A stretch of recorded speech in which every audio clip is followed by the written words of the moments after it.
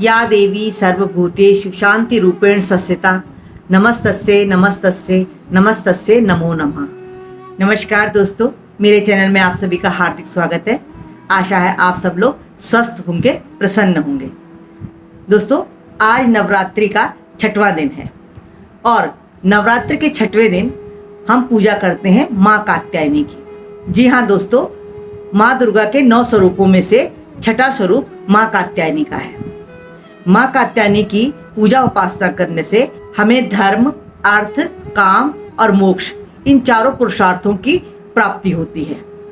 माँ भगवती हमें विजय दिलाती हैं, पुरुषार्थ करने की शक्ति देती हैं।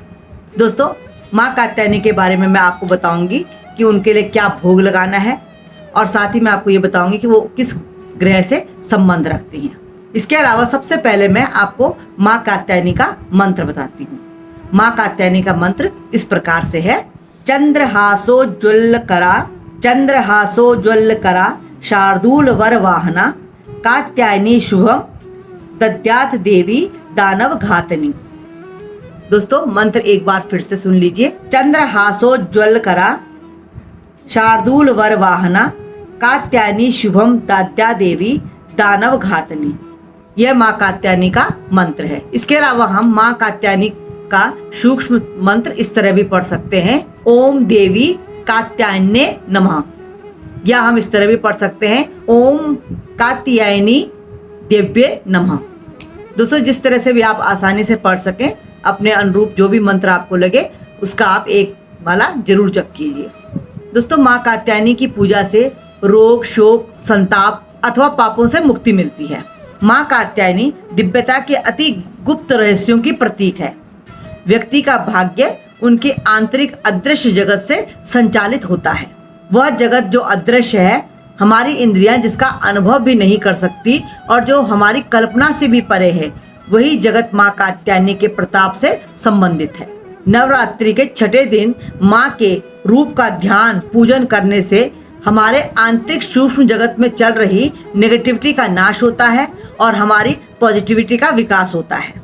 एकाग्र चित्त और पूर्ण समर्पित भाव से कात्यायनी देवी की उपासना करने से हम बड़ी ही सहजता से चारों पुरुषार्थों की प्राप्ति कर लेते हैं। कहा जाता है कि सच्चे साधक को माँ कात्यायनी दर्शन देकर भी कृतार्थ करती है। वह इस लोक में रहकर भी अलौकिक तेज और प्रभाव को प्राप्त करता है। दोस्तों, अब मैं आपको बताती हूँ कि माँ भगवती को, माँ कात्यायनी को कौन सा भोग सर्वाधिक पसंद है। हम माँ भगवती को धूप, दीप, नैवेद्य सब दिखाएं। माँ भगवती को लाल पुष्प चढ़ाएं, वो गुलाब का हो या गुड़हल का। इसके अलावा दोस्तों, मैं आपको हर वीडियो में बताती हूँ कि अगर हमें ये चीज़ें आसानी से प्राप्त हों तो ठीक है, अगर हमें आसानी से प्राप्त नहीं हो तो हम मन से भी ये चीज़ें माँ भगवती को अर्पित कर सकते हैं। और दोस्तों, माँ भगवती को शहद का भोग लगाना चाहिए। माँ कात्यायनी शहद का भोग लगाने से बहुत प्रसन्न होती हैं, इसलिए हमें आज नवरात्रि के 6ठे दिन माँ को शहद का भोग लगाना है और शाम को जब पूजा उपासना आरती के बाद उस भोग को प्रसाद के रूप में ग्रहण करना है। चलिए दोस्तों, अब बात करते हैं कि माँ कात्यायनी किस ग्रह से संबंध रखती हैं। माँ कात्यायनी गुरु ग्रह से संबंध रखती हैं।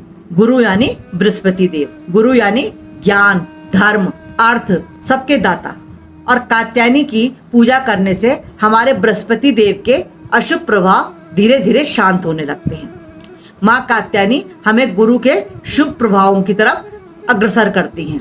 अगर दोस्तों गुरु ग्रह के कारण आपके जीवन में कोई संघर्ष आ रहे हों तो आपके लिए माँ कात्यायनी की पूजा उपासना सर्वाधिक लाभदायक है। दोस्तों, माँ कात्यायनी के बारे में एक मान्यता है, जिन कन्याओं का विवाह नहीं हो रहा है वो कात्यायनी देवी की पूजा करें तो उन्हें योग्य वर की प्राप्ति होती है और उनके विवाह के शीघ्र योग बनने लगते हैं। तो आप भी माँ कात्यायनी की श्रद्धा से पूजा उपासना कीजिए। तो दोस्तों, मैंने माँ कात्यायनी का भोग क्या लगाना है, कौन सा मंत्र पढ़ना है और साथ ही किस ग्रह से माँ भगवती संबंधित रखती हैं, इसके बारे में आपको जानकारी दी। अगर आपको ये जानकारी अच्छी लगे तो आप इससे लाभ उठाइए। आप चैनल को लाइक कीजिए, शेयर कीजिए और साथ ही सब्सक्राइब भी जरूर कीजिए। आपके साथ इस तरह जुड़ने से मुझे बहुत ही ज्यादा खुशी प्राप्त होती है और साथ ही मेरा उत्साह भी बढ़ता है। तो दोस्तों, आज यहीं पर विराम लेते हैं और कल मिलते हैं माँ भगवती के 7वें स्वरूप की महत्वपूर्ण जानकारी के साथ। तब तक के लिए जय माता दी।